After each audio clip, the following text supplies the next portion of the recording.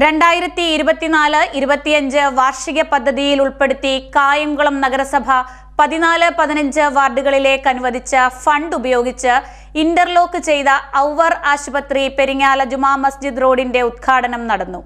14-ാം ward councillor Ansari Koyikkilethu ഉദ്ഘാടനം നിർവഹിച്ചു. കായംകുളം നഗരസഭ 2024-2025 വാർഷിക പദ്ധതിയിൽ ഉൾപ്പെടുത്തി നഗരസഭ 14-15 വാർഡുകളിലേക്ക് അനുവദിച്ച ഫണ്ട് ഉപയോഗിച്ചുകൊണ്ട് ഇന്റർലോക്ക് ചെയ്ത ഔവർ ആശുപത്രി പെരിങ്ങാല ജുമാ മസ്ജിദ് റോഡിന്റെ ഉദ്ഘാടനം നടന്നു. 14-ാം വാർഡ് കൗൺസിലർ അൻസാരി കോയിക്കിലേത്ത് ഉദ്ഘാടനം നിർവഹിച്ചു.